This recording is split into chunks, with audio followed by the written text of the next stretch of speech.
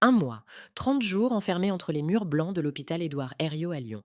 30 jours à contempler le plafond en me demandant si je reverrais un jour ma propre maison. Et maintenant, enfin, je rentre chez moi. Chez moi. Ces deux mots résonnèrent dans ma tête comme une promesse. Ma maison à Lyon, dans le quartier des Brotteaux, celle que mon défunt mari Michel et moi avions achetée il y a 40 ans. Celle où j'avais élevé mes deux enfants, Julien et Sophie. Celle dont chaque pierre portait l'empreinte de nos souvenirs. Le taxi s'arrête devant le portail en fer forgé. Mon cœur bat plus vite. La façade en pierre dorée brille sous le soleil de septembre. Mais les volets bleus sont fermés. Il est 15 heures. Pourquoi les volets sont-ils fermés? Je paie le chauffeur avec des mains tremblantes. Pas de tremblement de maladie. Non, de l'anticipation. Je suis enfin rentrée. Mais quelque chose cloche. Quand je pousse le portail, il grince différemment. Je remonte l'allée de gravier. Ce gravier que Michel avait posé lui-même. Mes jambes sont encore faibles. Chaque pas demande un effort. Mais l'idée de retrouver mon fauteuil près de la cheminée me donne l'énergie de continuer. J'arrive devant la porte d'entrée. Ma clé est dans mon sac. Mais avant que je puisse la sortir, la porte s'ouvre. Et ce n'est pas Julien qui apparaît. C'est une femme que je ne connais pas. La cinquantaine, les cheveux teints en blond platine, un foulard Hermès autour du cou. Elle me regarde de haut en bas, les sourcils froncés, comme si j'étais une mendiante. Elle dit sèchement: Oui. Je cligne des yeux, désorientée. Je réponds: Excusez-moi, je suis Marguerite Fontaine, c'est ma maison. La femme n'a pas l'air surprise. Elle soupire. Elle dit: Ah, vous devez être la mère de Julien. Dois-je être? Quelle formulation étrange. Je réponds: Oui, je suis sa mère. Et vous êtes? Elle croise les bras sur sa poitrine. Brigitte Moreau, la mère de Chloé, la femme de Julien. Julien ne vous a pas prévenu? Prévenu de quoi? Mon cœur commence à battre plus vite. Mais cette fois, ce n'est pas de l'anticipation, c'est de l'anxiété. Je demande: Prévenu de quoi exactement? Où est Julien? Brigitte répond: Il est au travail. Il rentre vers 18 heures. Elle marque une pause, me regardant comme si j'étais particulièrement lente à comprendre. Elle continue: Écoutez, Madame Fontaine, il y a eu des changements pendant votre absence. Julien nous en parlera ce soir. En attendant, je suis occupée. Et elle commence à refermer la porte. Refermer ma porte. La porte de ma maison. Je pose ma main contre le battant. Attendez! Qu'est-ce que vous racontez? C'est ma maison. Brigitte soupire encore, exaspérée. Justement, parlons-en. Ce n'est plus vraiment votre maison, madame. Julien nous a généreusement offert de nous installer ici pendant que vous étiez hospitalisée. Nous avons vendu notre appartement à Villeurbanne et réinvesti l'argent. Nous vivons ici maintenant. Le monde se met à tourner autour de moi. Mes jambes, déjà faibles, menacent de se dérober. Je crie presque: Quoi? Comment est-ce possible? Cette maison est à mon nom, Brigitte dit d'une voix neutre. Plus maintenant. Julien s'est occupé de tout.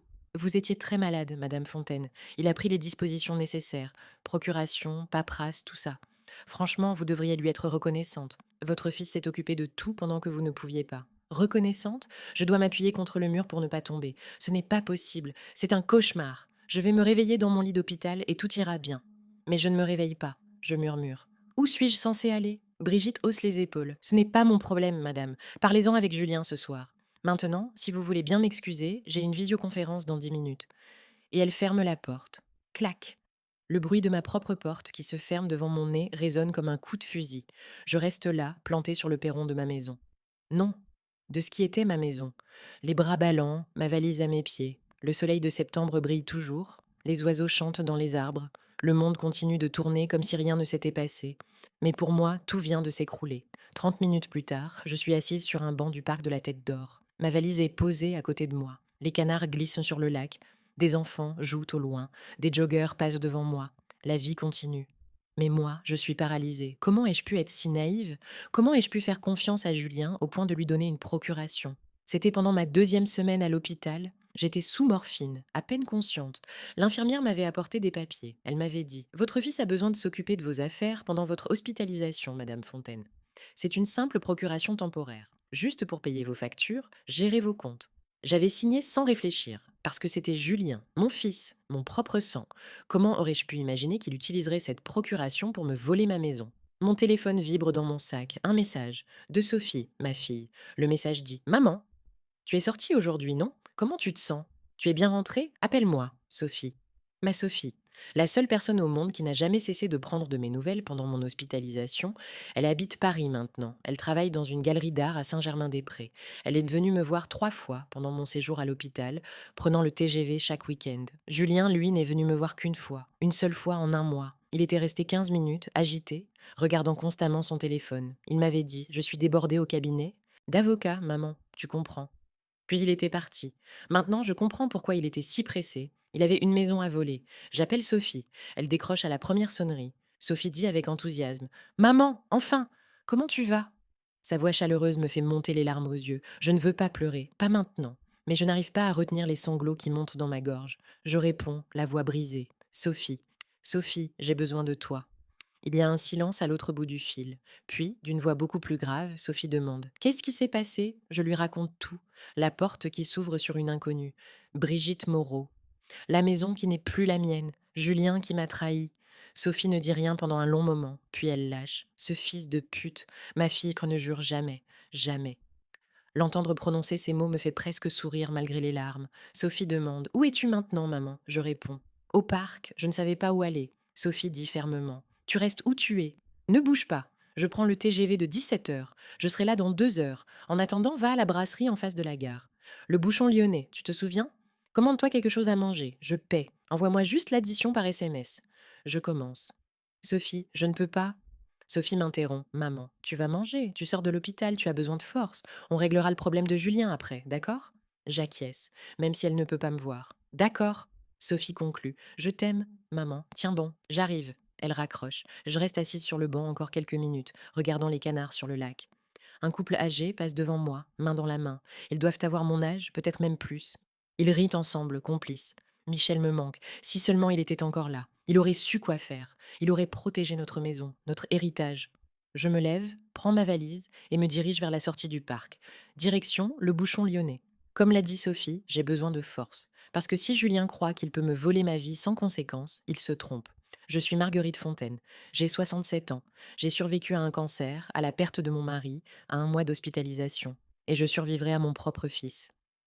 La brasserie est presque vide à cette heure de l'après-midi. Une serveuse d'une trentaine d'années m'accueille avec un sourire. Elle dit: Bonjour madame, une table pour une personne? J'acquiesce. Elle m'installe près de la fenêtre. Je commande une quenelle de brochet sauce Nantua, le plat traditionnel lyonnais que Michel adorait, et un verre de Beaujolais. Quand la nourriture arrive, je réalise que je n'ai rien mangé depuis ce matin. La nourriture d'hôpital, fade et sans saveur, m'avait coupé l'appétit. Mais là, devant cette vraie nourriture, mon estomac se réveille. Je mange, lentement, savourant chaque bouchée. Autour de moi, la vie continue. Un homme lit son journal. 2 femmes discutent de leurs vacances en Provence. Un couple de touristes étudie un plan de Lyon. Personne ne sait que ma vie vient de s'effondrer. Personne ne sait que je suis sans abri. Sans abri. Le mot résonne dans ma tête. Marguerite Fontaine, ancienne professeure de littérature au lycée du Parc, propriétaire d'une magnifique maison dans les Brotteaux, veuve d'un architecte renommé, sans abri. Comment en suis-je arrivée là? Mon téléphone vibre, un message de Julien. Le message dit: Maman, Chloé m'a dit que tu es passée à la maison. On doit parler. Viens ce soir vers 18h30. Pas d'excuses, pas d'explications, juste on doit parler. Je fixe le message, la rage montant en moi. Qui est-il pour me convoquer dans ma propre maison? Qui est-il pour me traiter comme une intruse? Je tape une réponse. J'y serai. Courte. Sèche. Comme son message. 2 heures plus tard, je suis de retour à la gare pour attendre Sophie. Le TGV arrive à l'heure. Je la vois descendre. Grande, élégante, dans son tailleur pantalon noir, ses cheveux châtains attachés en chignon. Quand elle me voit, son visage s'illumine, puis se crispe en voyant mon expression. Elle me prend dans ses bras, me serre fort. Oh maman, je m'accroche à elle comme une noyée à une bouée. Ma fille, ma Sophie, la seule personne au monde qui ne m'a jamais trahie. Sophie murmure contre mes cheveux. On va régler ça, je te le promets, on va régler ça. Nous prenons un café à la gare. Sophie sort son ordinateur portable et commence à prendre des notes. Sophie demande: Raconte-moi tout depuis le début. Quand exactement as-tu signé cette procuration? Je lui explique. La 2e semaine d'hospitalisation, la morphine, l'infirmière. Les papiers, Sophie demande. Tu as gardé une copie? Je secoue la tête. J'étais tellement dans les vapes, je me souviens à peine d'avoir signé. Sophie tape sur son clavier. On va demander une copie à l'hôpital et on va voir un avocat. Dès demain matin, je commence. Un avocat? Sophie, ça coûte cher. Elle lève les yeux vers moi. Maman, c'est ta maison, tout ce que papa et toi avez construit. On ne va pas laisser Julien te la voler. Je m'en fiche du prix. Je tente encore. Mais... Sophie m'interrompt. Pas de mais. Elle referme son ordinateur. On va chez Julien maintenant. Je veux voir sa tête quand il va devoir m'expliquer ses conneries. À 18h30 précise, nous sonnons à la porte. Ma porte. Cette fois, c'est Julien qui ouvre. Mon fils. 39 ans. Costume Hugo Boss, cravate Hermès, cheveux gominés. Il ressemble à son père avec les mêmes yeux bleus, le même menton carré. Mais là où Michel avait de la chaleur dans le regard, Julien n'a que de la froideur. En me voyant accompagné de Sophie, il fronce les sourcils. Julien demande: Sophie, qu'est-ce que tu fais là? Sophie répond froidement: Bonjour à toi aussi, frangin. Je viens soutenir maman. Ça te dérange? Julien hésite, puis s'écarte pour nous laisser entrer. Non, bien sûr que non. Entrez. J'entre dans ce qui était ma maison, et je manque de m'évanouir. Tout a changé. Les meubles que Michel et moi avions choisis avec amour ont disparu. La table en chêne massif, le buffet ancien, le canapé en cuir. À leur place, du mobilier moderne, froid, minimaliste, blanc et gris, sans âme. Le tapis persan que nous avions acheté lors de notre voyage en Iran, disparu. Les tableaux au mur, remplacés par de l'art contemporain abstrait. C'est ma maison. Mais ce n'est plus mon foyer, je murmure, la voix brisée. Qu'est-ce que vous avez fait? Où sont nos meubles? Nos affaires? Julien a au moins la décence de paraître mal à l'aise. On les a mis au garde-meubles. Chloé voulait redécorer, donner un coup de frais. Sophie explose. Un coup de frais? C'est pas ta maison, Julien, c'est celle de maman. Tu ne peux pas juste? Julien l'interrompt. Justement. Il nous fait signe de nous asseoir sur le canapé. Ce canapé inconnu dans cette maison que je ne reconnais plus. Julien continue. C'est de ça qu'on doit parler. Il s'assoit en face de nous, croisant les jambes. Chloé apparaît de la cuisine. Ma belle-fille. 35 ans, blonde, mince, toujours tirée à 4 épingles. Elle me sourit, mais c'est un sourire qui ne monte pas jusqu'aux yeux. Chloé dit avec un faux enthousiasme. Marguerite, vous allez mieux? On était tellement inquiets, bien sûr. Tellement inquiets qu'ils ont profité de mon hospitalisation pour me voler ma maison. Julien dit. Chloé, laisse-nous s'il te plaît. Elle disparaît sans protester. J'entends ses talons claquer sur le parquet, mon parquet. Puis une porte se ferme à l'étage. Julien se penche en avant, les coudes sur les genoux, les mains jointes. L'avocat en action. Julien commence. Maman, je sais que c'est un choc, mais il faut qu'on parle de ta situation. Je réponds, la voix tremblante. Ma situation, c'est que je rentre de l'hôpital et que je découvre que mon fils m'a volé ma maison. Julien secoue la tête. Volé? Non, maman, j'ai géré. C'est différent. Tu étais à l'hôpital, très malade. Le médecin a dit que tu pourrais ne pas t'en sortir. Ces mots me transpercent comme des couteaux. Julien continue. J'avais besoin de prendre des dispositions pour protéger le patrimoine familial, pour éviter que l'État ne mette la main dessus si les choses tournaient mal. Sophie est livide de rage. En transférant la maison à ton nom, c'est ça ta protection du patrimoine? Julien rectifie. Ce n'est pas à mon nom, c'est une SCI, une société civile immobilière. J'en suis le gérant. Maman est toujours actionnaire. Sophie demande sèchement. À combien? Julien ne répond pas tout de suite. Ce silence en dit long. Sophie répète. À combien, Julien? Julien lâche. 20%. Le chiffre flotte dans l'air. Comme une gifle. Sophie répète lentement. 20%. Et les 80% restants? Julien répond. Répartis entre Chloé, ses parents et moi. Je ne dis rien. Je ne peux pas. Ma gorge est serrée. Mes poumons refusent de respirer. Mon fils. Mon propre fils vient de m'avouer qu'il a transféré 80% de ma maison à sa femme et à sa belle famille. Sophie se lève d'un bond. Tu es malade? Tu es complètement malade? Julien tente de calmer. Sophie, calme-toi. Sophie hurle. Ne me dis pas de me calmer. Tu as dépouillé notre mère. Pendant qu'elle était à l'hôpital à se battre pour survivre, tu lui as volé sa maison. Julien se lève aussi, la voix montant. Je n'ai rien volé, j'ai protégé l'héritage. Si maman était morte, je me lève à mon tour tremblante, les larmes ruisselant sur mes joues. Mais je ne suis pas morte, je suis là, vivante, et tu m'as volé ma vie. Julien se passe une main dans les cheveux, frustré. Écoute, ce qui est fait est fait. Mais on peut arranger les choses, Sophie ricane. Arranger? Comment qu'on ne-tu arranger ça? Julien lâche. Maman peut rester. Le silence tombe sur le salon. Je demande, incertaine. Pardon? Julien explique. Tu peux rester ici, maman. Il y a la chambre d'amis au 2e étage. Elle est petite mais confortable. Tu pourras y vivre. Je le fixe, incrédule. La chambre d'amis? Dans ma propre maison? Julien dit doucement. Ce n'est plus vraiment ta maison, maman, mais on est ta famille. On va s'occuper de toi. Sophie demande, méfiante. En échange de quoi? Julien hésite. En échange, maman pourrait aider avec les tâches ménagères. Faire la cuisine, garder les enfants quand on en aura. J'ai l'impression qu'on vient de me plonger dans l'eau glacée, je murmure. Tu veux que je devienne votre domestique? Julien lève les mains en signe de défense. Non, pas du tout. Juste une contribution. Comme dans n'importe quelle famille. Chacun fait sa part. Sophie attrape mon bras. On s'en va. Maintenant. Elle me tire vers la porte. Julien nous suit. Julien insiste. Sophie, sois raisonnable. Où va-t-elle aller? Elle sort de l'hôpital. Elle n'a nulle part où aller.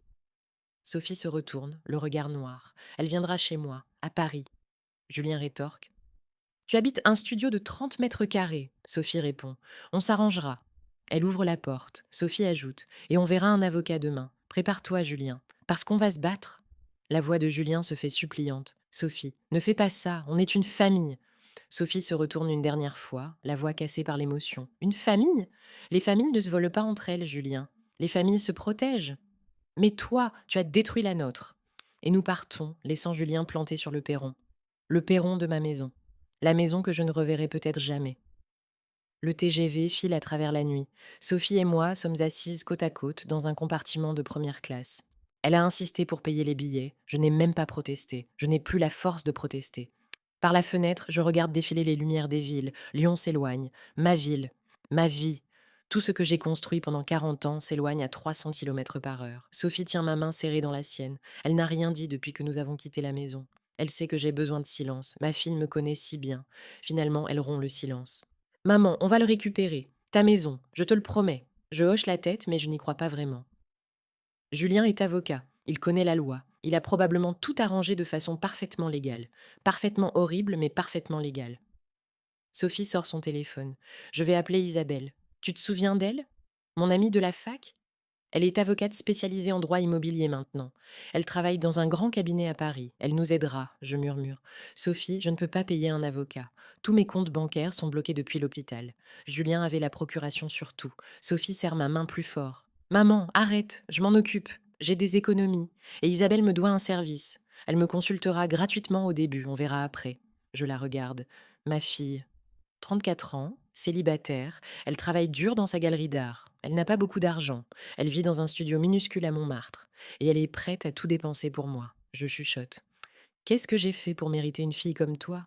Sophie sourit, les larmes aux yeux. Tu m'as élevée, maman. Tu m'as appris ce qu'est la loyauté, l'honneur, la famille, des choses que Julien a apparemment oubliées. Le train arrive à la gare de Lyon à 23 heures. Paris m'accueille avec ses lumières, son bruit, son agitation. Je n'aime pas Paris.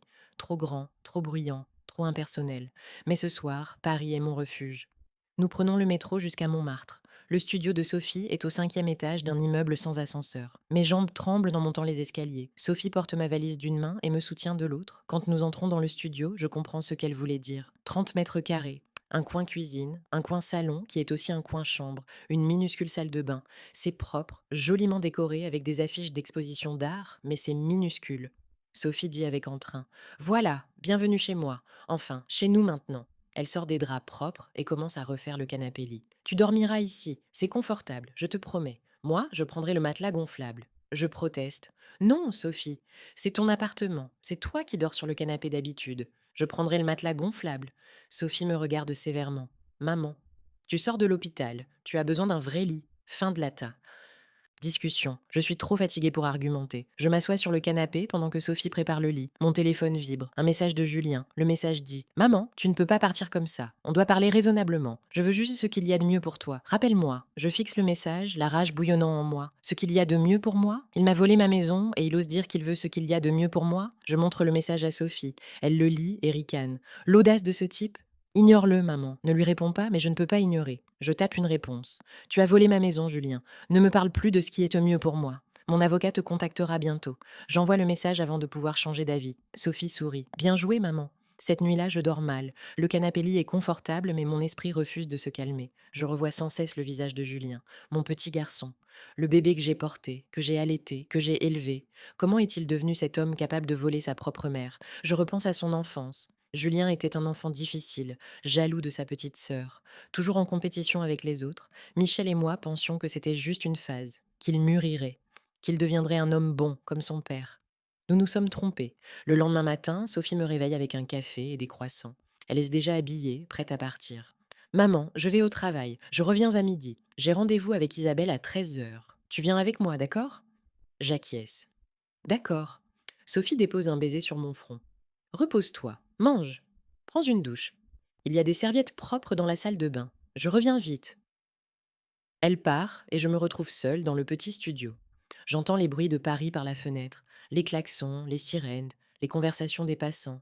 C'est si différent de Lyon, si différent de ma maison silencieuse avec son jardin paisible.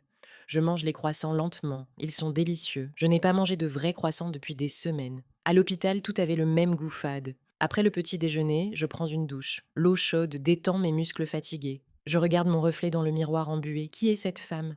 Cheveux gris en désordre, visage creusé, cernes noires sous les yeux.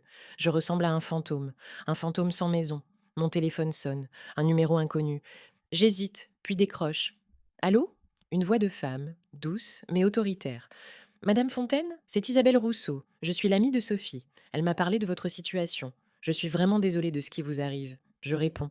Merci, Madame Rousseau. Isabelle continue. Appelez-moi Isabelle, s'il vous plaît. J'aimerais qu'on se rencontre cet après-midi pour discuter de votre cas. Sophie m'a donné quelques détails, mais j'ai besoin d'entendre votre version complète. Vous êtes disponible à 13 heures? Je confirme. Oui, Sophie m'en a parlé. Je serai là. Isabelle conclut. Parfait. On se retrouve à mon cabinet, rue de Rivoli. Sophie connaît l'adresse. À tout à l'heure, Madame Fontaine. Et ne vous inquiétez pas, on va se battre. Elle raccroche. Je reste assise sur le canapé, le téléphone dans la main. On va se battre. Tout le monde me dit qu'on va se battre. Mais contre quoi exactement? Contre mon propre fils? Contre la loi qu'il a probablement respectée à la lettre? À midi, Sophie rentre comme promis. Elle apporte des sandwichs d'une boulangerie du quartier. Nous mangeons rapidement, puis partons pour le cabinet d'Isabelle. Le trajet en métro est long. Sophie me tient la main tout du long. Elle sent ma nervosité. Le cabinet d'Isabelle est dans un immeuble haussmannien, rue de Rivoli. Nous montons au troisième étage. Une plaque dorée indique cabinet Rousseau et associés. La réceptionniste nous accueille avec un sourire professionnel. Madame Fontaine? Mademoiselle Fontaine? Maître Rousseau vous attend. Suivez-moi. Elle nous conduit dans un bureau élégant. Isabelle Rousseau se lève pour nous accueillir. C'est une femme d'une quarantaine d'années, cheveux noirs coupés au carré, tailleur gris impeccable, lunettes à monture fine. Elle respire la compétence. Isabelle nous serre la main. Madame Fontaine, ravie de vous rencontrer. Même si j'aurais préféré que ce soit dans de meilleures circonstances. Sophie, ma chérie. Elle embrasse Sophie sur les deux joues, puis nous fait asseoir. Elle s'installe derrière son bureau, ouvre un dossier. Isabelle commence. Bien. Sophie m'a donné un aperçu de votre situation, mais j'ai besoin que vous me racontiez tout depuis le début. Ne laissez aucun détail de côté. Même ce qui vous semble insignifiant peut être important. Je prends une grande respiration et commence mon récit. Mon hospitalisation, la morphine, la procuration, Julien qui ne vient me voir qu'une fois, mon retour à la maison, Brigitte Moreau à ma porte, la découverte que ma maison ne m'appartient plus, la SCI, les 4,20% transférés à Julien, Chloé et sa famille. Isabelle prend des notes, me posant des questions précises. Quelle était exactement la date de la signature de la procuration? Vous souvenez-vous du nom de l'infirmière qui vous a apporté les papiers? Avez-vous reçu des documents depuis, des relevés bancaires, des notifications du cadastre? Je réponds du mieux que je peux. Mais tant de choses sont floues. La morphine, la douleur, la confusion. Après 1 heure d'interrogatoire, Isabelle pose son stylo. Bien, voilà où nous en sommes.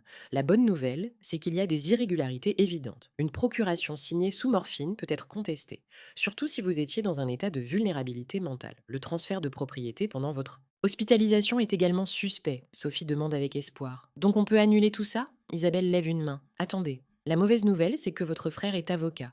Il a probablement tout fait dans les règles, techniquement. Il faudra prouver qu'il y a eu abus de faiblesse, manipulation, peut-être même escroquerie. Ce ne sera pas facile. Je sens mon cœur se serrer. Donc c'est sans espoir? Isabelle me regarde droit dans les yeux. Non, Madame Fontaine, ce n'est pas sans espoir. Mais ce sera long, difficile, coûteux.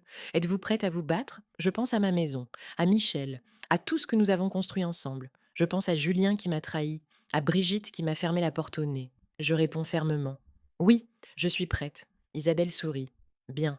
Alors voilà ce qu'on va faire. D'abord, je vais demander toutes les copies des documents. La procuration, l'acte de transfert de propriété, les statuts de la SCI.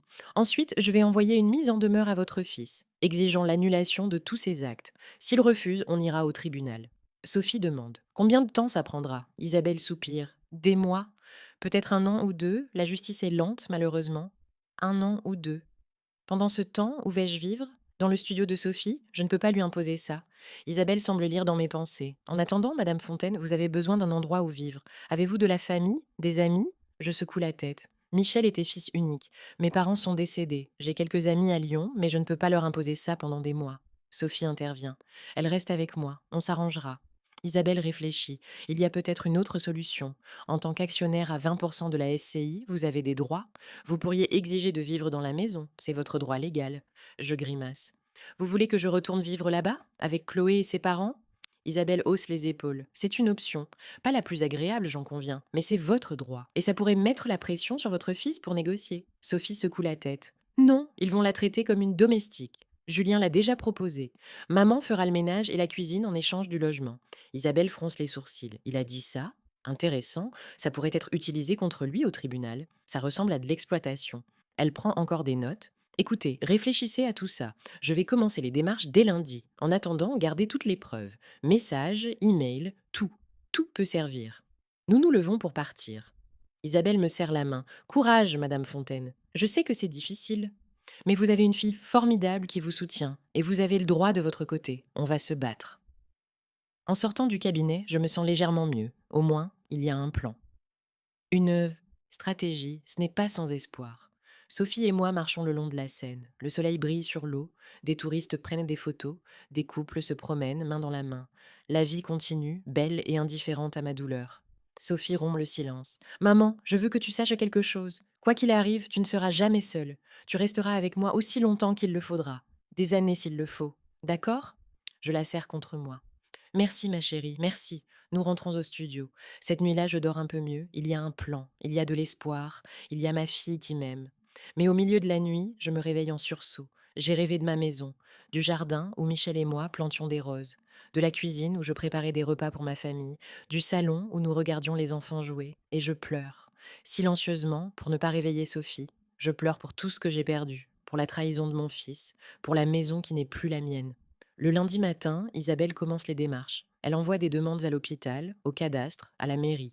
Elle rédige une mise en demeure pour Julien. Le mercredi, Julien appelle. Je ne réponds pas. Il laisse un message. Maman, arrête ces bêtises avec l'avocat. Tu vas juste dépenser de l'argent pour rien. Sois raisonnable. Accepte mon offre. Tu peux vivre avec nous.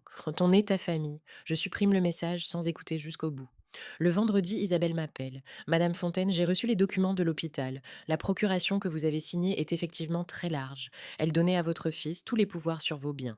Mais, et c'est important, le médecin qui vous suivait a noté dans votre dossier que vous étiez sous forte médication et que votre état mental était altéré. Ça peut nous aider. Je sens un frisson d'espoir. C'est bon signe, Isabelle répond prudemment. C'est utile. Mais ce n'est pas suffisant. On a besoin de plus. Est-ce que vous vous souvenez d'autres témoins? Des infirmières qui peuvent confirmer votre état? Je réfléchis. Il y avait une infirmière, Céline. Elle était très gentille. Elle s'occupait de moi tous les jours. Elle pourrait témoigner. Isabelle dit. Parfait. Je vais la contacter. Donnez-moi son nom complet si vous le connaissez. Les jours passent. Puis les semaines. Je m'installe dans une routine étrange à Paris. Le matin, Sophie part travailler. Je reste dans le studio, lisant, regardant par la fenêtre, essayant de ne pas devenir folle. L'après-midi, je me promène dans Montmartre. Le soir, Sophie rentre et nous dînons ensemble. C'est une vie en suspens, une vie d'attente. Un mois après mon arrivée à Paris, Isabelle m'appelle avec des nouvelles. Madame Fontaine, j'ai une bonne et une mauvaise nouvelle. Laquelle voulez-vous d'abord? Je soupire. La mauvaise.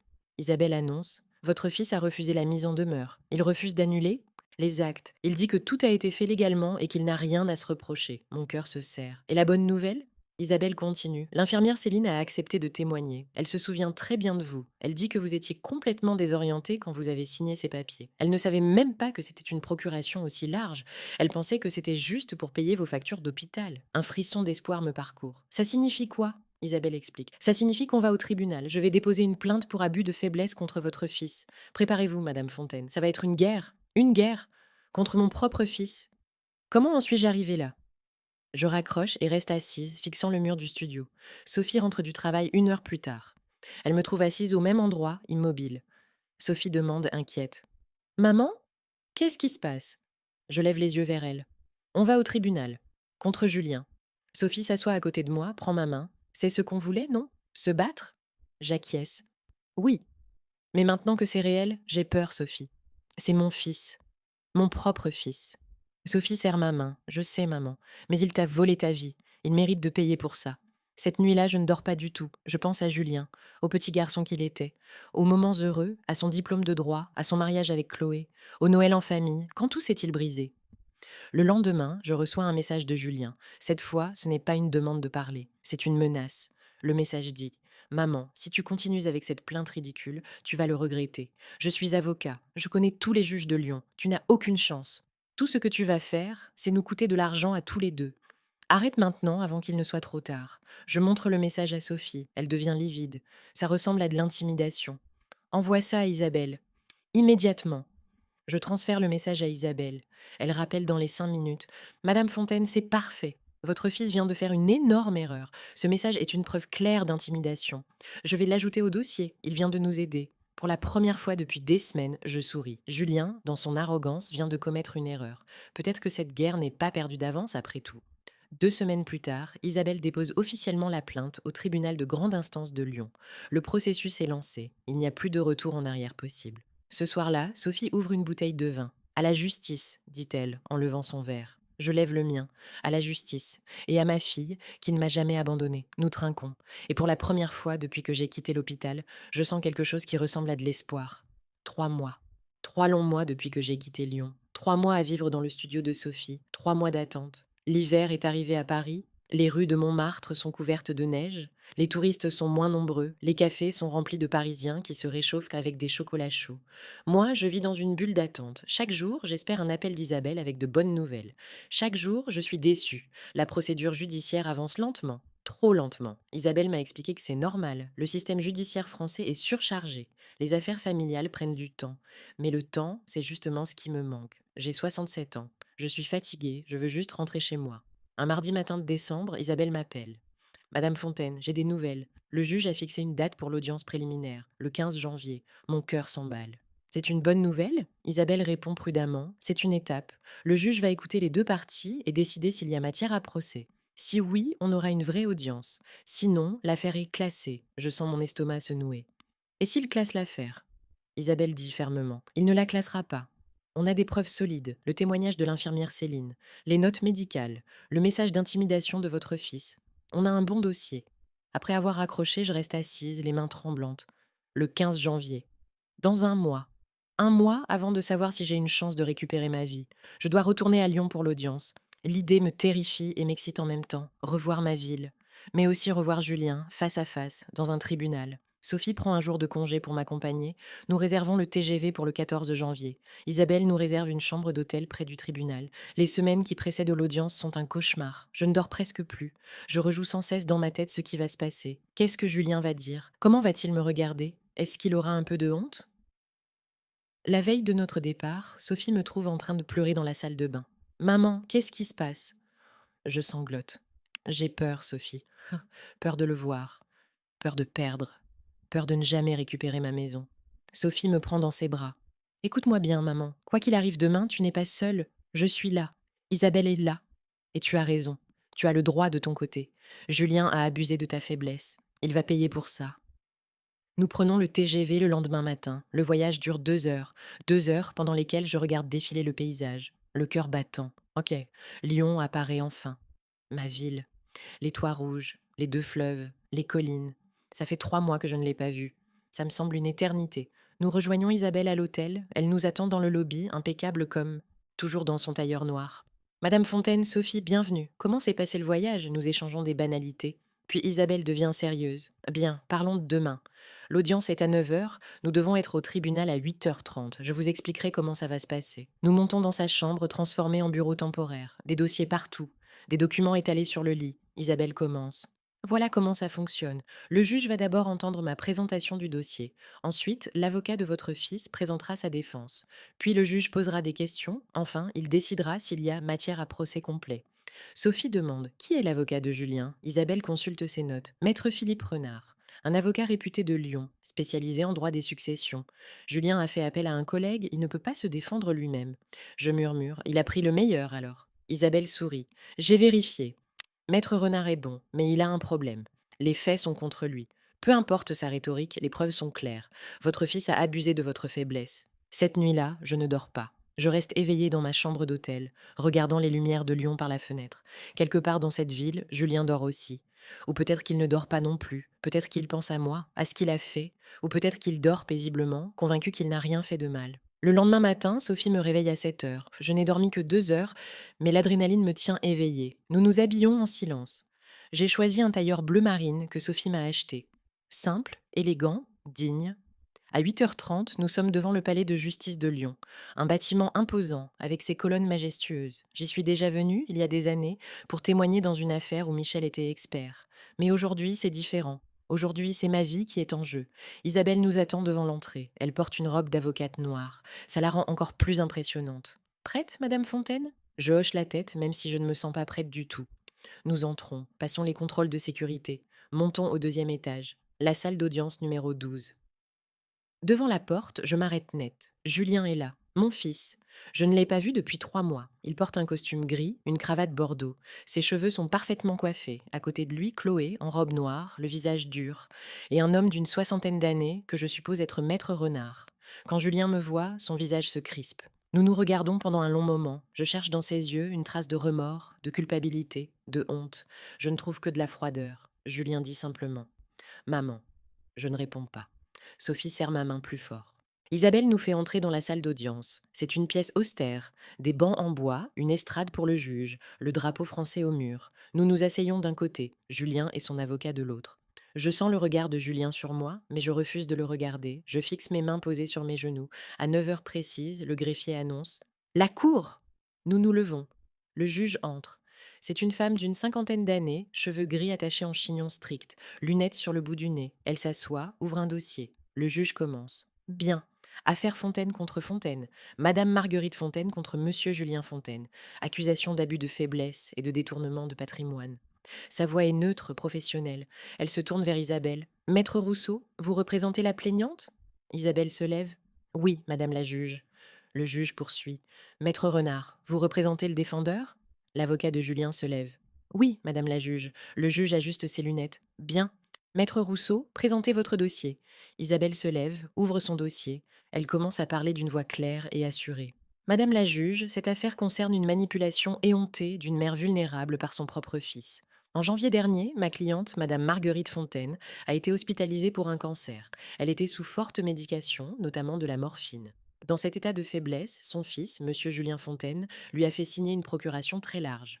Isabelle marque une pause, puis continue. Cette procuration, que nous avons en pièces jointes, donnait à Monsieur Fontaine tous les pouvoirs sur les biens de sa mère. Et qu'a-t-il fait avec ces pouvoirs? Il a transféré la maison familiale, propriété de Madame Fontaine depuis 40 ans, dans une SCI dont il est le gérant. Il s'est attribué, ainsi qu'à sa femme et à sa belle famille, 80% des parts, laissant sa mère avec seulement 20%.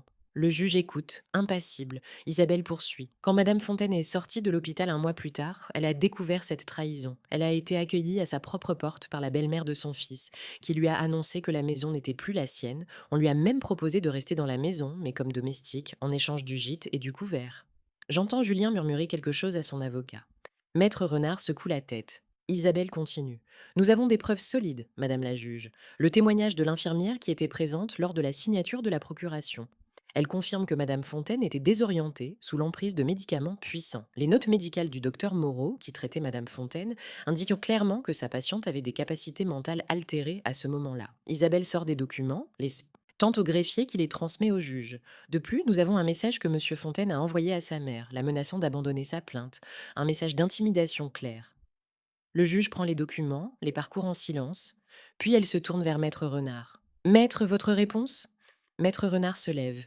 C'est un homme imposant, voix grave, présence autoritaire.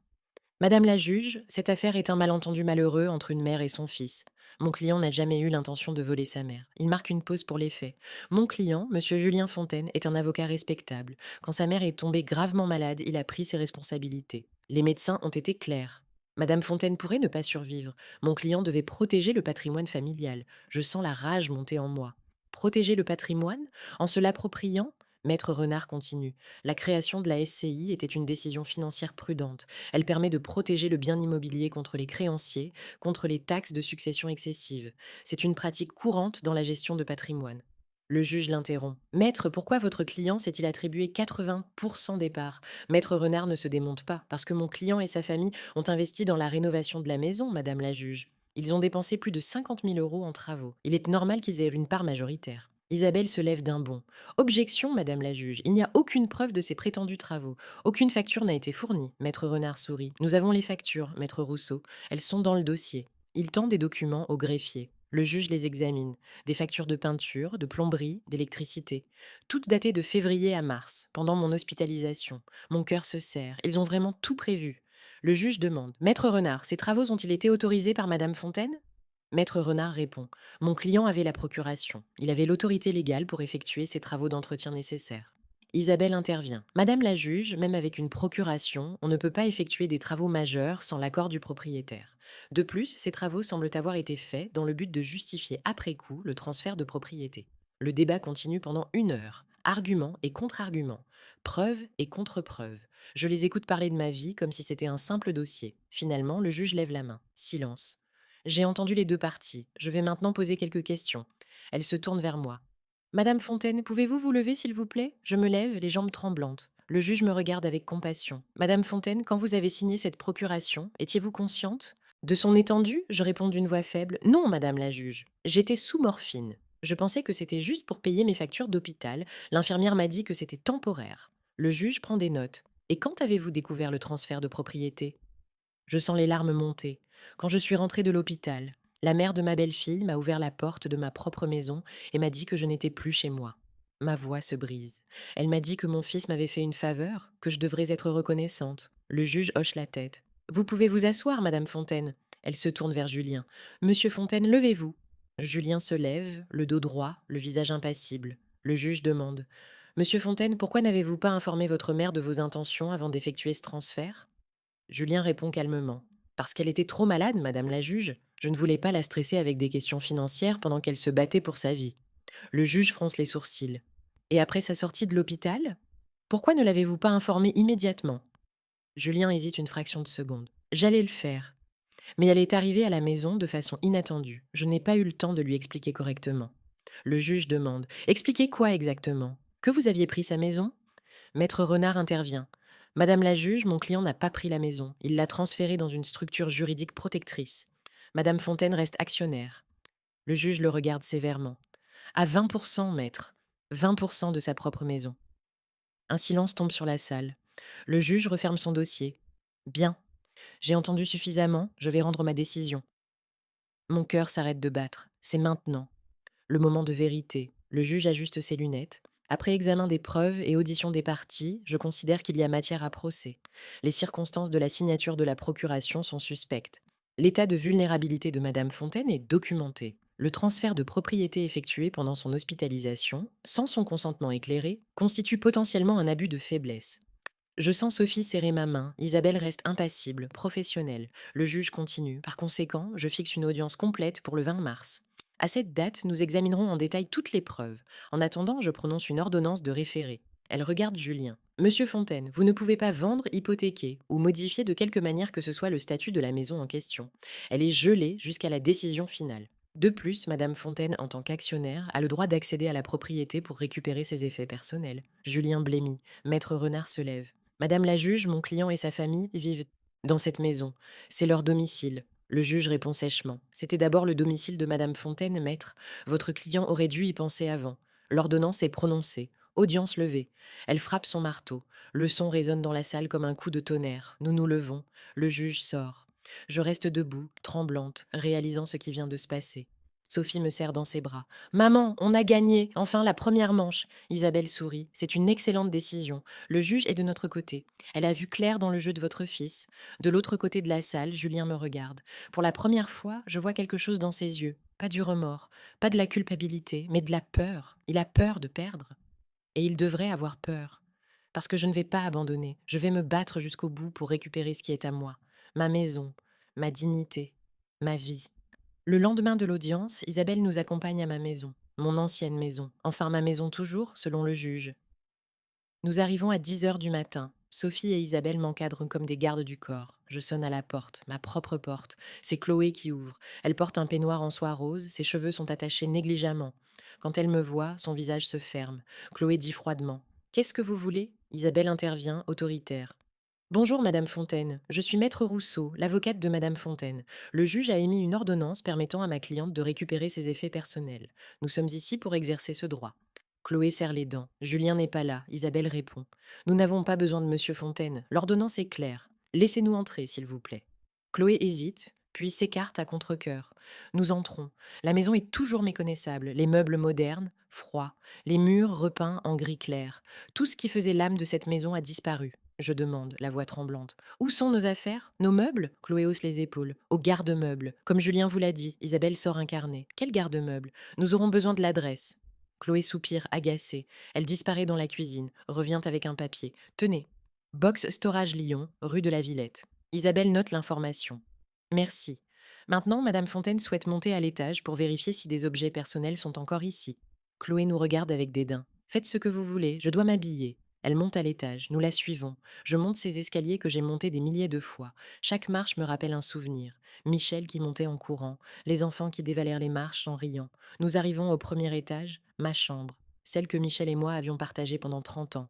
J'ouvre la porte. Ce n'est plus ma chambre. Lit à baldaquin en bois massif que Michel avait fabriqué lui-même a disparu. À sa place, un lit moderne avec une tête de lit capitonnée grise. L'armoire ancienne de ma grand-mère a été remplacée par des placards encastrés. Les rideaux en dentelle que ma mère m'avait offerts sont partis, remplacés par des stores vénitiens. Je m'appuie contre le chambranle de la porte. Sophie me soutient. Ça va, maman? Je hoche la tête, même si ce n'est pas vrai. Je regarde autour de moi, cherchant quelque chose, n'importe quoi qui appartienne encore à mon ancienne vie. Sur la commode, je remarque quelque chose. Une petite boîte en bois. Je la reconnais immédiatement. C'est la boîte à bijoux que Michel m'avait offerte pour notre 10e anniversaire de mariage. Je m'approche, l'ouvre. À l'intérieur, mes bijoux. L'alliance de Michel. Le collier de perles qu'il m'avait offert à la naissance de Sophie. Les boucles d'oreilles en émeraude de ma mère. Au moins, ils n'ont pas volé ça. Je prends la boîte. C'est à moi. Je la garde. Isabelle note. Boîte à bijoux récupérée. Nous passons dans les autres chambres. Celle qui était la chambre de Sophie est maintenant un bureau. Celle de Julien est une salle de sport. Tout a été transformé. Dans la chambre d'amis, je trouve quelques cartons. Je les ouvre. Mes livres, mes albums photos, quelques vêtements. Ils ont tout mis en carton, comme si je n'existais plus. Sophie dit, la voix tremblante de colère. Ils ont effacé toute trace de toi, maman, comme si tu n'avais jamais existé. Isabelle prend des photos avec son téléphone. Tout ça sera utile au procès. Ça montre l'intention d'exclure Madame Fontaine de sa propre maison. Nous chargeons les cartons dans la voiture d'Isabelle. Chloé nous regarde depuis la fenêtre du premier étage, les bras croisés, le visage fermé. Avant de partir, je me retourne vers la maison. Ma maison, je murmure. Je reviendrai, je te le promets. Nous allons ensuite au garde-meubles. Box Storage Lyon est un immense entrepôt dans la zone industrielle. L'employé à l'accueil vérifie nos papiers. L'employé dit box numéro 123, au nom de Julien Fontaine. Vous voulez y accéder? Isabelle montre l'ordonnance du juge. Nous avons le droit d'inventorier le contenu. L'employé hausse les épaules. Comme vous voulez. Suivez-moi. Il nous conduit dans les allées de l'entrepôt. Des centaines de boxes métalliques s'alignent. Nous arrivons au numéro 123. L'employé ouvre le cadenas. À l'intérieur, toute ma vie est empilée. Les meubles de Michel et moi, la table en chêne, le buffet ancien, le canapé en cuir, le lit à baldaquin, démonté, les tableaux, les tapis. Tout est là, entassé sans soin. Je m'effondre. Sophie me rattrape. Maman, ne pleure pas. On va tout récupérer, je te le promets. Isabelle prend des photos, beaucoup de photos. Puis elle se tourne vers l'employé. Combien coûte la location de ce box? L'employé consulte son ordinateur portable. 200 € par mois, payé jusqu'en mars par Monsieur Fontaine. Isabelle note. Merci. Nous reviendrons avec un camion de déménagement. Nous quittons le garde-meuble. Dans la voiture, je reste silencieuse. Toute ma vie, réduite à un box de stockage. Sophie rompt le silence. Où va-t-on mettre tout ça quand on le récupérera? Mon studio est trop petit. Isabelle réfléchit. Il y a des solutions. On peut louer un garde-meuble à Paris. Ou, mieux encore, on peut demander au juge d'ordonner que Madame Fontaine puisse réintégrer la maison immédiatement. Je secoue la tête. Non, je ne veux pas vivre là-bas avec eux. Ce serait insupportable. Isabelle insiste. Réfléchissez-y. C'est votre maison. Vous avez le droit d'y vivre. Et votre présence rendrait la vie difficile à votre fils. Ça pourrait le pousser à négocier. Je ne réponds pas. L'idée de vivre sous le même toit que Julien et Chloé me rend malade. Nous rentrons à l'hôtel. Cette nuit-là, je réfléchis à la proposition d'Isabelle. Retourner vivre dans ma maison, avec Julien, avec Chloé, avec la famille de Chloé. Ce serait un enfer. Mais ce serait aussi une victoire, une façon de leur montrer que je ne les laisserai pas gagner. Le lendemain matin, j'annonce ma décision à Isabelle. Je veux retourner vivre dans la maison. Isabelle sourit. Excellente décision. Je vais demander au juge une ordonnance d'hébergement temporaire, que vous êtes actionnaire à 20%. Vous avez le droit d'occuper le bien. Sophie proteste. Maman, tu es sûre? Ils vont te rendre la vie impossible. Je réponds fermement. J'en suis sûre. C'est ma maison, Sophie. Je ne vais pas les laisser me chasser de ma propre maison. 2 semaines plus tard, l'ordonnance est prononcée. Le juge ordonne que je puisse réintégrer la maison immédiatement. Julien ne peut pas s'y opposer. Le jour de mon retour, Sophie prend une semaine de congé pour m'accompagner. Isabelle vient aussi. Nous arrivons à la maison avec nos valises. Je sonne à la porte. Cette fois, c'est Julien qui ouvre. Il me regarde, la mâchoire serrée. Maman. Tu es vraiment décidé à faire ça? Je réponds calmement. C'est ma maison, Julien. Le juge l'a confirmé. Je viens m'installer dans la chambre d'amis. Julien serre les poings. Tu vas regretter cette décision. Isabelle intervient. Monsieur Fontaine, toute tentative d'intimidation sera rapportée au juge. Je vous conseille de coopérer. Julien s'écarte, le visage fermé. Nous entrons. Chloé est dans le salon. Quand elle me voit avec mes valises, elle devient livide. Non, non, non, non, Julien, tu ne vas pas la laisser s'installer ici. Julien répond sèchement. Je n'ai pas le choix. Le juge a ordonné. Chloé hurle. C'est notre maison. On ne peut pas vivre avec elle. Je la regarde droit dans les yeux. C'était ma maison d'abord, Chloé. Tu aurais dû y penser avant.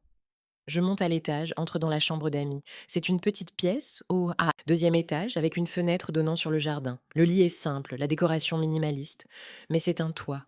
Mon toit. Sophie m'aide à défaire mes valises. Isabelle reste un moment, s'assurant que tout se passe bien. Avant de partir, elle me prend à part.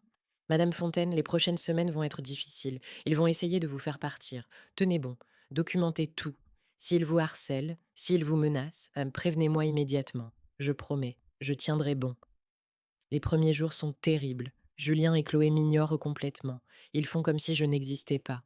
Quand je descends à la cuisine pour préparer mon petit déjeuner, ils quittent la pièce.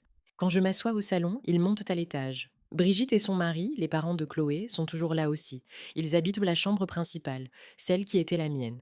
Brigitte me regarde avec un mélange de mépris et de colère. Un matin, je descends à la cuisine. Brigitte est là, préparant du café. Quand elle me voit, elle souffle. Vous n'avez vraiment aucune dignité, Madame Fontaine. Vous imposez ici comme ça. Je réponds calmement. C'est ma maison, Madame Moreau. C'est vous qui vous imposez. Brigitte ricane. Plus pour longtemps. Julien va gagner au procès. Et vous vous retrouverez à la rue. Je me sers un café, ignorant ses provocations. Mais à l'intérieur, mon cœur bat vite. Et si elle avait raison? Et si Julien gagnait? Les jours passent.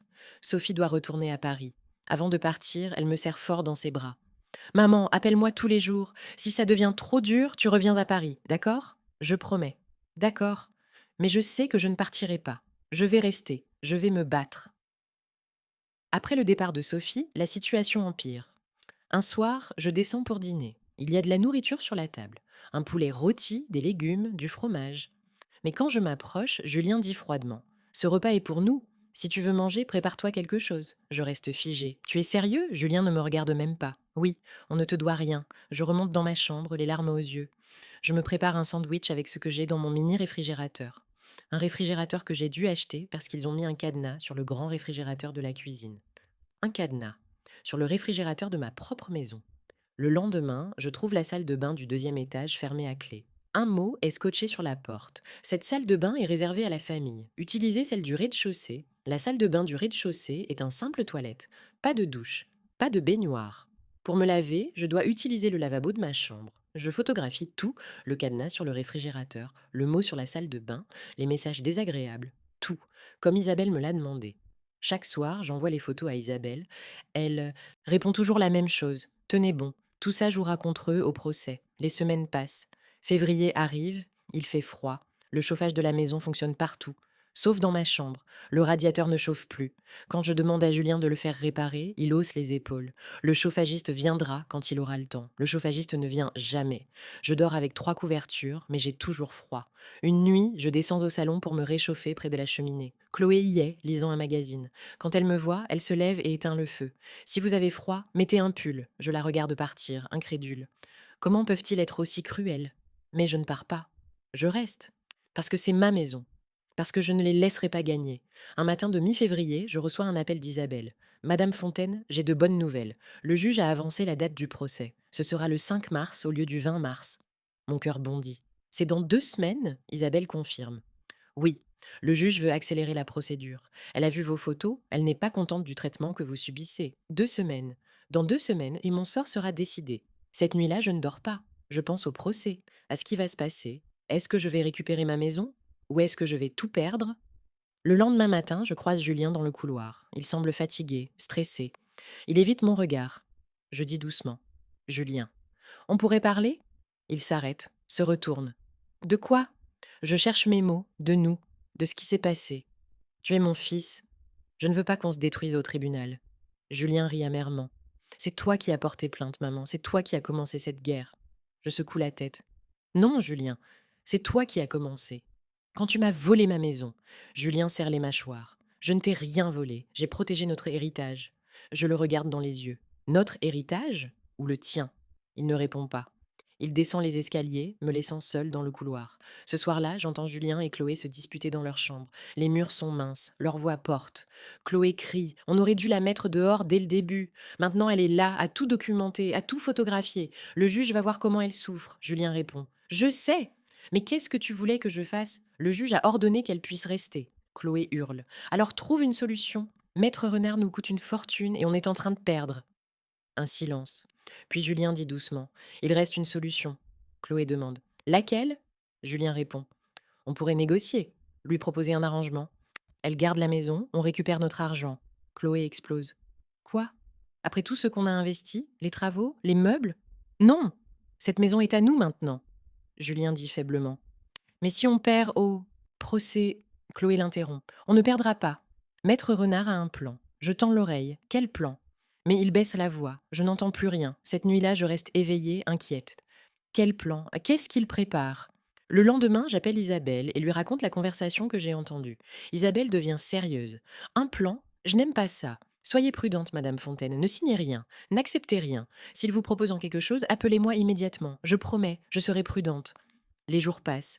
Le 5 mars approche. Je suis de plus en plus nerveuse. Tout va se jouer dans quelques jours. La veille du procès, je reçois une visite inattendue. On sonne à la porte, j'ouvre. C'est Sophie, ma fille. Elle a pris le TGV après son travail. Sophie me serre dans ses bras. Je ne pouvais pas te laisser affronter ça seule demain, maman. Je suis là. Cette nuit-là, Sophie dort dans ma chambre. Nous parlons tard dans la nuit. De Michel, de nos souvenirs heureux, de l'avenir. Sophie dit: Demain tout va changer, maman. D'une façon ou d'une autre. Je hoche la tête. Je sais, Sophie prend ma main. Quoi qu'il arrive, je serai toujours là pour toi, d'accord? Je serre sa main. Je sais, ma chérie, je sais. Le lendemain matin, nous nous préparons en silence. Sophie m'aide à choisir ma tenue, le même tailleur bleu marine que pour la première audience. À 8 heures, Isabelle arrive. Elle est tendue, concentrée. Prête, Madame Fontaine? Je prends une grande respiration. Prête. Nous partons pour le tribunal. Dans la voiture, personne ne parle. Chacune perdue dans ses pensées. Aujourd'hui, ma vie va se décider. Aujourd'hui, je vais découvrir si la justice existe vraiment. Aujourd'hui, je vais savoir si je vais récupérer ma maison ou si je vais tout perdre. Le palais de justice de Lyon se dresse devant nous, imposant sous le ciel gris de mars. C'est le 5 mars, le jour du jugement final. Nous entrons dans le hall. Isabelle marche devant, Sophie et moi la suivons. Mon cœur bat si fort que j'ai l'impression qu'il va exploser. Devant la salle d'audience numéro 12, Julien est déjà là, avec Chloé, avec Maître Renard, avec Brigitte et son mari. Toute la famille est mobilisée. Quand Julien me voit, nos regards se croisent. Pour la première fois depuis des mois, je vois quelque chose dans ses yeux, de l'incertitude, de la peur. Il a peur, comme moi. Nous entrons dans la même salle qu'en janvier, les mêmes bancs en bois, le même drapeau. Mais aujourd'hui, l'atmosphère est différente, plus lourde, plus grave. Aujourd'hui, le juge va décider. À 9 heures précises, le greffier annonce: La cour, nous nous levons. Le même juge entre, la juge Dubois. Elle s'assoit, ouvre le dossier. Son visage est impassible. La juge commence. Bien. Nous sommes réunis pour l'audience finale de l'affaire Fontaine contre Fontaine. J'ai examiné tous les documents, j'ai étudié toutes les preuves. Aujourd'hui, je vais entendre les plaidoiries finales, puis je rendrai ma décision. Elle se tourne vers Isabelle. Maître Rousseau, vous avez la parole. Isabelle se lève. Elle respire profondément, puis commence. Madame la juge, cette affaire est simple dans son essence. Une mère vulnérable, hospitalisée, sous morphine, a été manipulée par son propre fils pour signer des documents qu'elle ne comprenait pas. Documents qui ont permis à ce fils de lui voler sa maison. Isabelle marque une pause, laissant ses mots résonner. Nous avons prouvé que Madame Fontaine était dans un état de faiblesse mentale au moment de la signature. Le témoignage de l'infirmière Céline est clair. Les notes médicales sont sans équivoque. Ma cliente était incapable de donner un consentement éclairé. Elle se tourne vers Julien. Monsieur Fontaine savait cela. Il est avocat. Il connaît la loi. Il savait que sa mère était vulnérable. Et il en a profité. Isabelle sort des photos. Les photos que j'ai prises, le cadenas sur le réfrigérateur, la salle de bain fermée, les conditions dans lesquelles j'ai vécu ces dernières semaines. Madame la juge, regardez comment Monsieur Fontaine a traité sa mère quand elle a osé revenir dans sa propre maison. Regardez le harcèlement, les privations, le mépris. Elle tend les photos au greffier qui les donne à la juge. La juge les examine, son visage se durcit. Est-ce ainsi qu'on traite sa mère, Madame la juge? Est-ce ainsi qu'agit quelqu'un qui prétend avoir agi dans l'intérêt de sa famille? Isabelle reprend. Non, Monsieur Fontaine a agi par cupidité. Il voulait cette maison, il voulait le patrimoine. Et quand sa mère était à son point le plus faible, il a frappé. Elle revient à sa place. Madame la juge, nous demandons l'annulation complète de tous les actes signés sous procuration. Nous demandons le retour de la maison au nom de Madame Fontaine. Nous demandons des dommages et intérêts pour le préjudice moral subi. Et nous demandons que Monsieur Fontaine et sa famille quittent immédiatement les lieux. Isabelle se rassoit. Le silence tombe sur la salle. La juge prend des notes, puis elle dit: Maître Renard, votre plaidoirie. Maître Renard se lève. Il a l'air moins sûr de lui qu'en janvier. Madame la juge, mon client n'est pas un monstre. C'est un fils qui a essayé de protéger sa mère. Il ouvre son dossier. Quand Madame Fontaine a été hospitalisée, les médecins ont dit qu'elle pourrait mourir.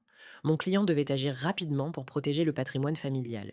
La création de la SCI était une décision prudente, financièrement justifiée.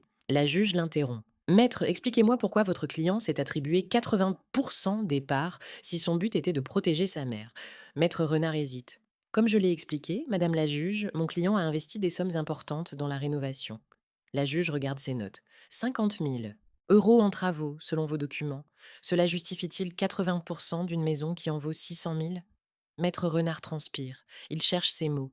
C'est, c'est une question de valorisation future, Madame la juge. Les travaux ont augmenté la valeur du bien. La juge fronce les sourcils. Maître, ne me prenez pas pour une idiote. 50 000 euros de travaux ne justifient pas le transfert de 480 000 euros de patrimoine. Un silence pesant. Maître Renard semble chercher une réponse. Il n'en trouve pas. La juge continue. Et que dites-vous des conditions de vie imposées à Madame Fontaine quand elle est revenue dans sa maison? Maître Renard tente. Mon client et sa famille ont été surpris par le retour inattendu de Madame Fontaine. Il y a eu des tensions, c'est normal dans ce genre de situation. La juge lève les photos. Des tensions? Vous appelez un cadenas sur le réfrigérateur des tensions? Vous appelez interdire l'accès à la salle de bain des tensions? Vous appelez éteindre le chauffage dans la chambre d'une femme de 67 ans qui sort de l'hôpital des tensions? Maître Renard baisse les yeux. Je ne peux pas justifier ces actes, Madame la juge. La juge dit sèchement. En effet, vous ne pouvez pas. Elle se tourne vers Julien. Monsieur Fontaine, levez-vous. Julien se lève, le visage pâle. La juge le regarde droit dans les yeux. Monsieur Fontaine, je vais vous poser une question simple. Pourquoi avez-vous fait ça? Julien ouvre la bouche. Ferme. Ouvre à nouveau. Je voulais protéger le patrimoine familial. La juge secoue la tête. Non, monsieur Fontaine, ce n'est pas une réponse. Je vais vous reposer la question. Pourquoi avez-vous volé la maison de votre mère? Julien blêmit. Je n'ai pas volé. La juge l'interrompt. Si, vous avez volé. Vous avez profité de la vulnérabilité de votre mère pour lui prendre sa maison. Et maintenant, je veux savoir pourquoi. Un long silence. Julien regarde Chloé. Elle détourne les yeux. Finalement, Julien murmure. Chloé voulait une grande maison. Ses parents vendèrent leur appartement. On avait besoin d'espace. Et, et je pensais que maman allait mourir. La vérité.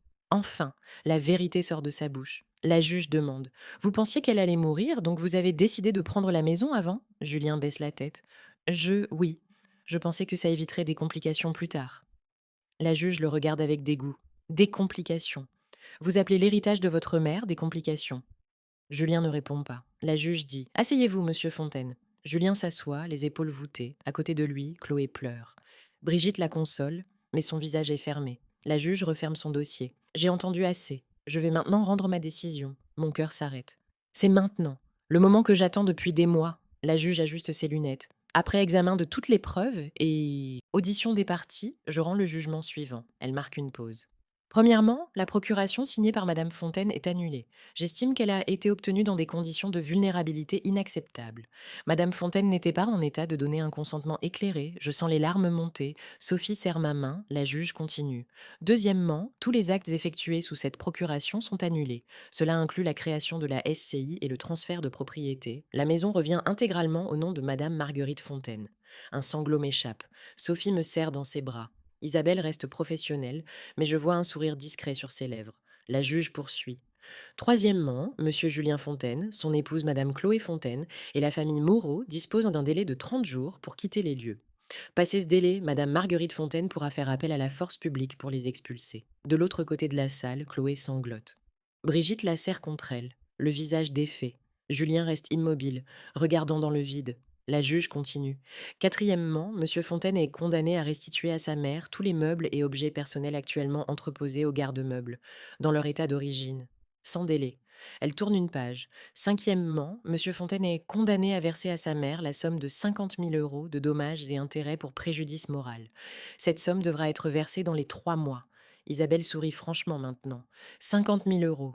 Plus que ce que nous demandions. La juge n'a pas fini.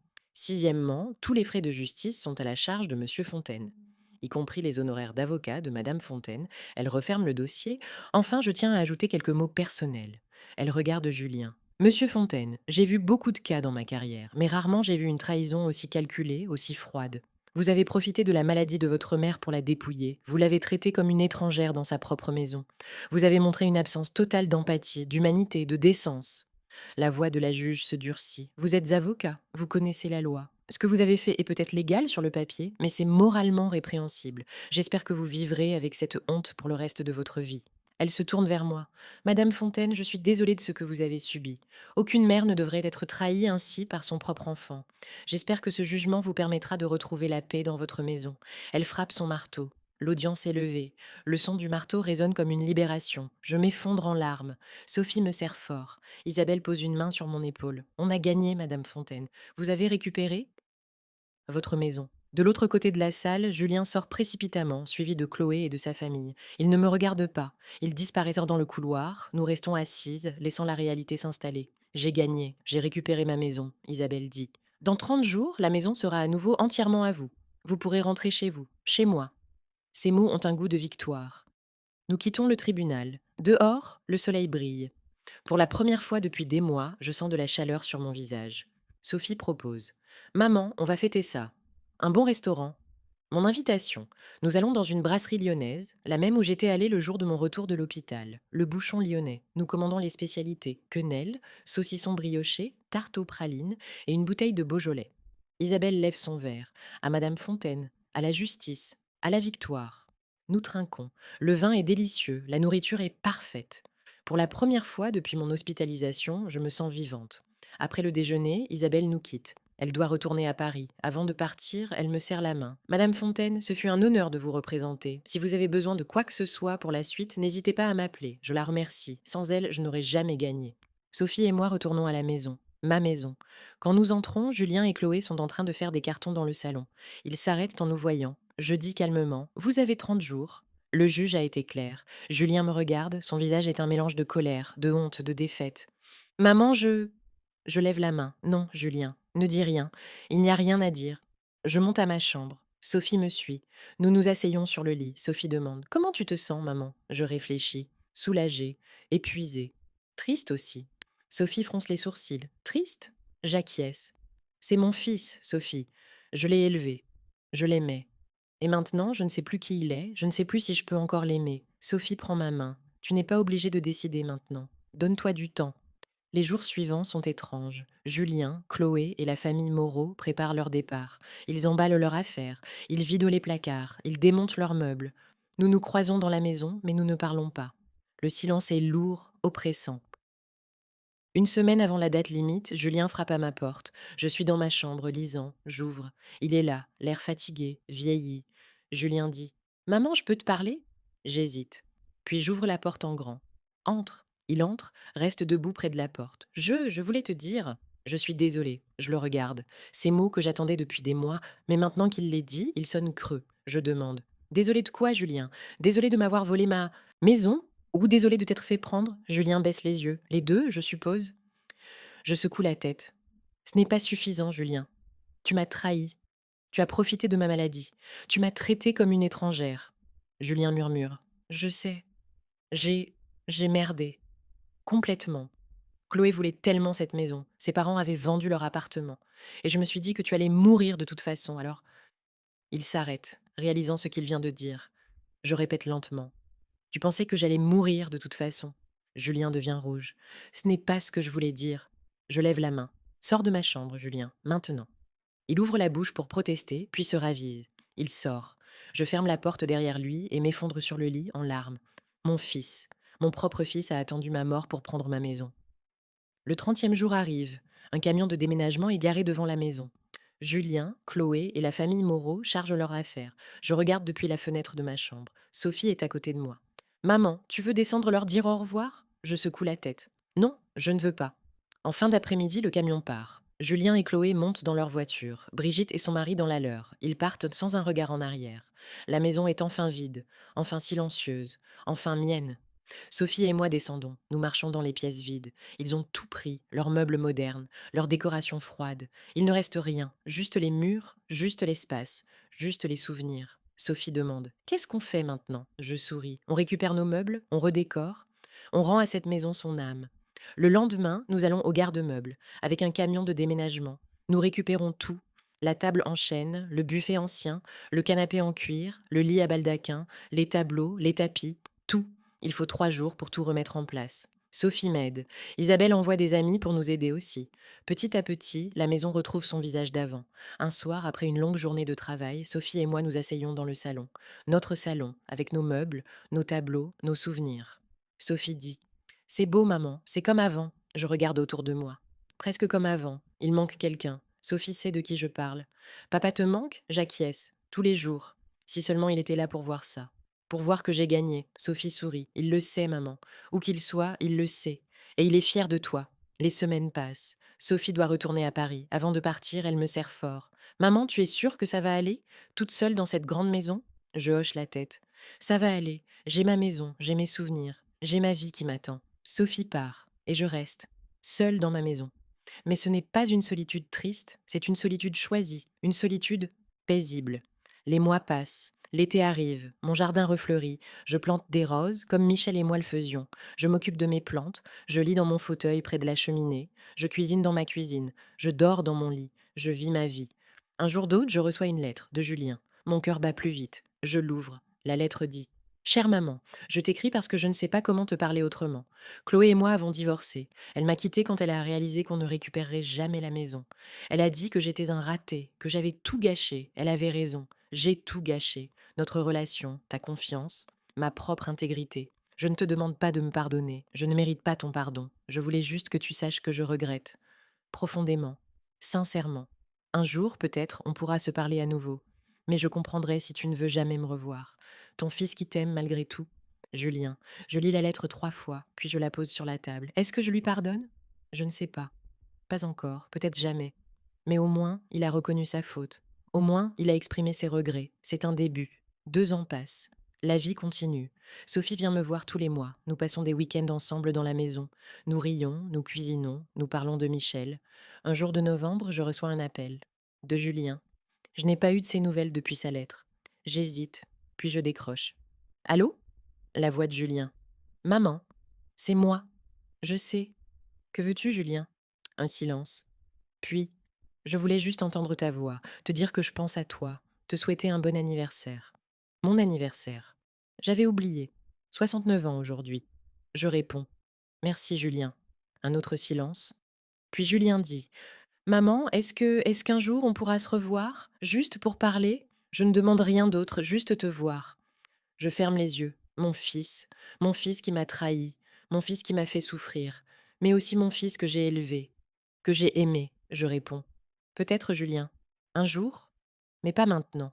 J'ai besoin de plus de temps. Julien dit doucement. Je comprends. Je peux attendre. Je t'aime, maman. Il raccroche avant que je puisse répondre. Je reste assise, le téléphone dans la main. Est-ce que je l'aime encore? Je ne sais pas. L'amour d'une mère ne disparaît pas facilement. Mais la confiance, une fois brisée, est presque impossible à reconstruire. Le soir, Sophie m'appelle pour mon anniversaire. Maman, joyeux anniversaire. Je suis désolée de ne pas être là. Je viens le week-end prochain, promis. Nous parlons pendant 1 heure. De sa vie à Paris, de son nouveau petit ami, de ses projets. Avant de raccrocher, Sophie demande: Au fait, Julien t'a appelé. Je suis surprise. Comment tu sais? Sophie avoue. Il m'a appelé hier. Il voulait savoir si je pensais que tu accepterais son appel. Je lui ai dit que je ne savais pas, mais que ça ne coûtait rien d'essayer. Je souris. Tu as bien fait? Cette nuit-là, je rêve de Michel. Il est dans le jardin, plantant des roses. Il se retourne, me sourit. Il dit: Tu as bien fait, mon amour. Tu t'es battu. Tu as gagné.